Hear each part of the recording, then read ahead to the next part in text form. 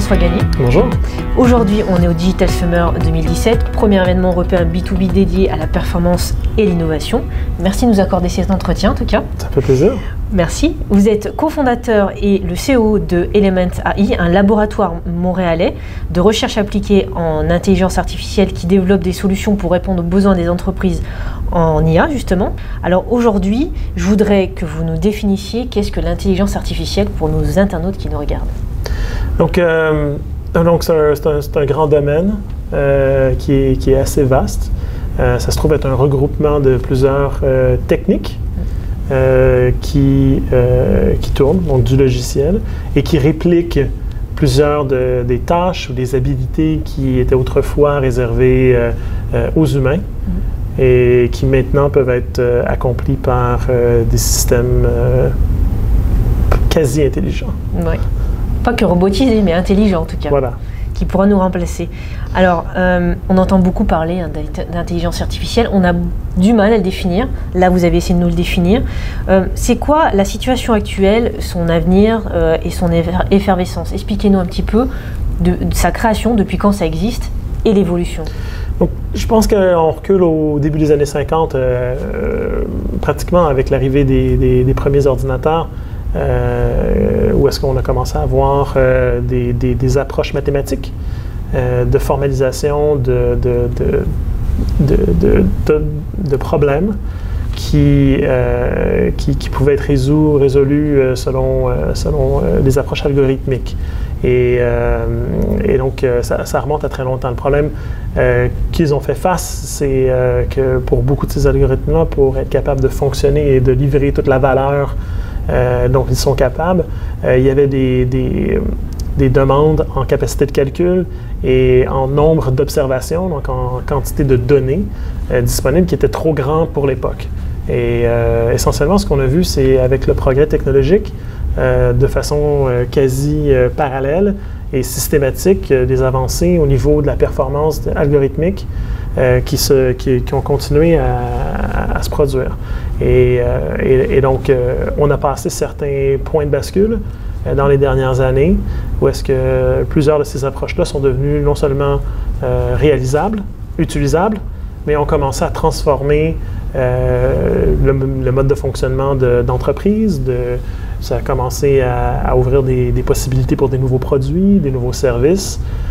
On peut penser aux agents intelligents, aux semi-intelligents qu'on utilise aujourd'hui, Siri et puis tous les autres services du genre. Et plus précisément, en fait, depuis 2006, aller jusqu'à 2012, il y a eu une accélération quasi exponentielle. Et pourquoi, justement? Principalement due à une nouvelle génération des nouveaux besoins? Une nouvelle génération d'algorithmes qui ont été découverts dans les années 50, mais après oubliés et repopularisés, entre autres par mon cofondateur Yoshua Bengio et Jeff Hinton à Toronto, Yann Lequin qui est français d'origine, qui maintenant travaille pour Facebook. Donc, ces gens-là ont repopularisé ces techniques-là et des nouvelles techniques de computation ont été mises en place qui sont spécialisées pour les techniques. C'est le deep learning, l'apprentissage profond qu'on dit en français. Et ces techniques-là ont permis de vraiment résoudre les derniers problèmes qui étaient un peu une barrière à l'entrée des systèmes d'intelligence artificielle dans notre quotidien. Donc, tous les problèmes de classification, de vision, donc la reconnaissance d'images, d'objets, de mouvements, compréhension de la parole, compréhension sémantique de texte, et tous ces problèmes-là qui sont les moyens avec lesquels on interagit, qui étaient autrefois impossibles à automatiser, maintenant sont devenus possibles. Et là, ce qu'on voit finalement, c'est que cette dernière barrière tombée là, les applications se multiplient. Toutes les semaines, il y a quelque chose de nouveau qui devient disponible sur le marché. Est-ce qu'on peut donner un peu des exemples aux internautes qui ne sauraient pas bien identifier l'intelligence artificielle parce que parfois, ça peut paraître un peu trop technique pour eux? Je pense que donc, ce qui se classifie bien, c'est tout système qui s'adapte basé sur l'information qu'il reçoit. Donc, c'est en général la capacité d'apprentissage est un peu ce qui définit l'intelligence artificielle à ce point-ci. Donc, on est bien au-delà d'une simple liste de règles qu'un système est capable de automatiquement exécuter. On est vraiment dans un environnement, une sphère où, basé sur l'information qui est accumulée par le système réagit différemment. Donc, les exemples les plus concrets que tout le monde peut référer, on parle souvent de la voiture autonome. Donc, basé sur l'évolution du contexte alentour de la voiture va décider d'accélérer, ralentir, tourner, etc. Maintenant, beaucoup de systèmes de contrôle utilisent l'intelligence artificielle de plus en plus pour être capable de s'adapter à différentes situations. Donc, contrôle de climatisation ou contrôle dans les maisons.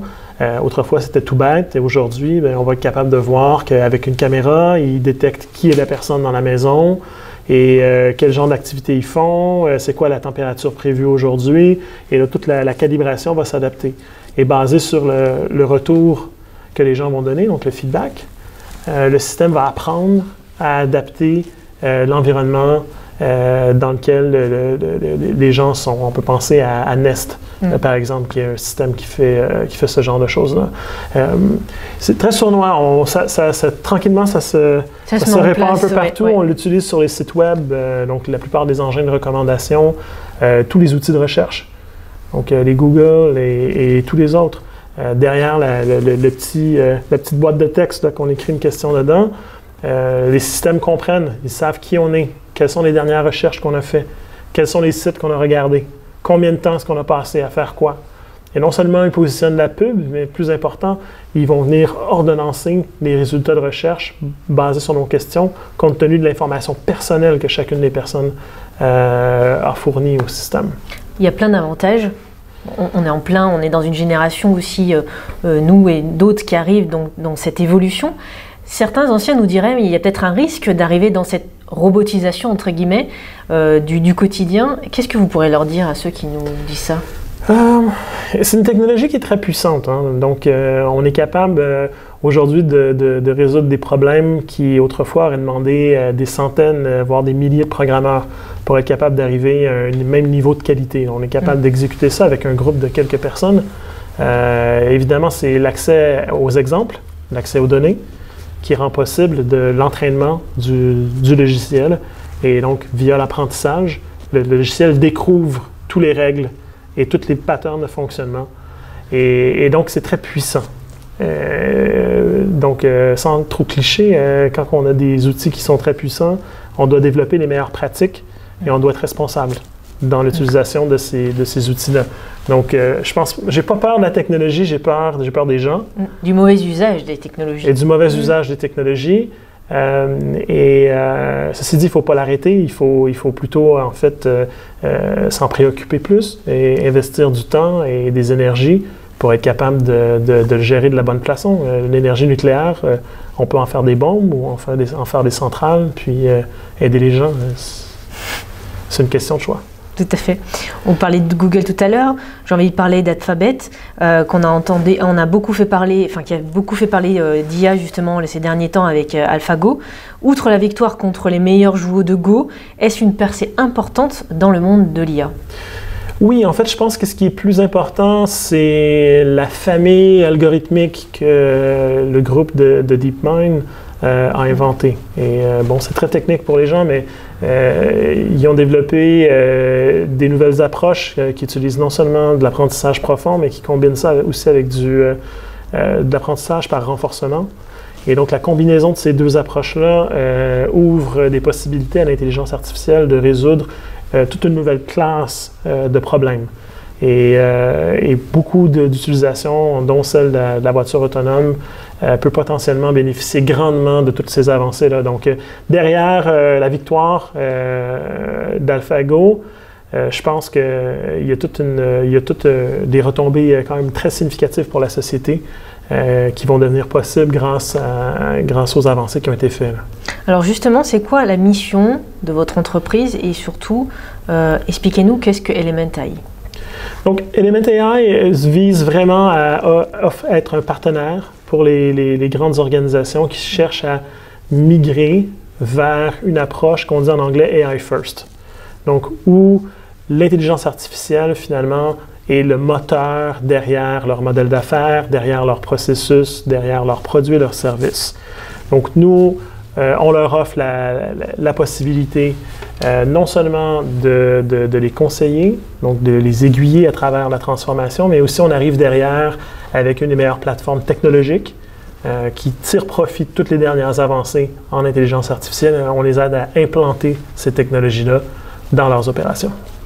Qu'est-ce que vous auriez comme constat, comme bilan sur l'intelligence artificielle, surtout sur le numérique, sur le web en 2017? Dans le monde, puisque vous êtes hors Europe par rapport à nous. Oui, donc on est très actifs. On a annoncé l'ouverture, entre autres, de bureaux en Asie. Et on couvre toute l'Amérique. On est dans une ère, je pense, où les choses vont très vite. Cependant, on reste encore au premier balbutiement de l'utilisation de cette technologie-là à grande échelle.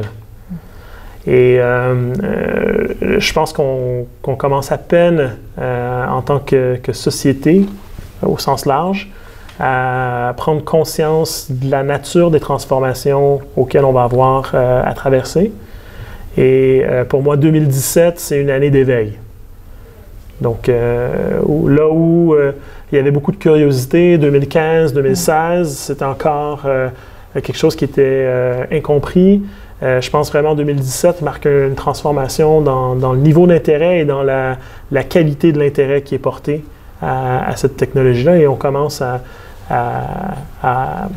mieux la comprendre, puis à adresser les vraies questions qui sont importantes. Oui, puis prendre conscience que ça peut être vraiment un allié au quotidien et que on a une évolution qui est notable. Sachant que pour la majorité de la population, pour l'instant, ça reste quelque chose qui est un peu inaccessible. Ça se passe et ils sont un peu spectateurs. Ouais. Donc, je pense que ce que j'espère que 2018 et 2019 nous réserveront, et que, en fait, les gens pourront commencer à agir et à être vocales par rapport à leurs attentes, par rapport aux implications que la technologie impose, aux changements dans les dynamiques de compétition sur le marché, puis dans toutes les notions de privacy, puis de vie privée, de gestion de data. Donc, que les gens vont s'engager et être proactifs par rapport à ça. J'espère que dans les prochaines années, ça va se produire. Nos internautes qui nous regardent seront justement sur le web. On est sur un format qui est très moderne, comme on pourrait le dire. Qu'est-ce que vous voudriez leur dire, pour mot de la fin, leur transmettre par rapport à, bien sûr, l'intelligence artificielle? Je pense que c'est important d'être curieux. C'est important de développer une opinion par rapport à qu'est-ce qu'ils jugent, eux, pertinent, et les implications que cette technologie-là va avoir sur leur vie. Nous allons avoir à prendre des décisions, tous les pays, toutes les sociétés, en regard à la notion de la vie privée, la notion de la transparence au niveau de l'algorithmie, à savoir qu'on veut comprendre ce que les compagnies nous imposent ou ce qui se passe dans les produits. Et il y a un nouveau contrat social qu'on doit développer. Donc, si on a des voitures autonomes qui se baladent dans les rues et que les caméras filment tout le monde, tout le temps, et que cette information-là est disponible, disons, et non seulement est disponible, mais peut être structurée parce qu'on a une intelligence artificielle qui est capable de reconnaître les gens, reconnaître les objets, et qu'on sait tout le temps où partout les gens sont. Est-ce qu'on est encore dans un lieu public? Et qu'est-ce que la vie publique veut dire? Je pense qu'on fait face à des questions de fond. Et bref, mon message est que je souhaite que les gens s'engagent, comprennent, de manière à ce qu'il y ait un débat qui soit rationnel, qui puisse avoir lieu, et qu'on jette les bases, donc les fondations, qui vont être nécessaires pour que, comme société, on soit capable d'opérer et d'utiliser pleinement cette technologie-là sans qu'il y ait de contre-coups indésirables qui viennent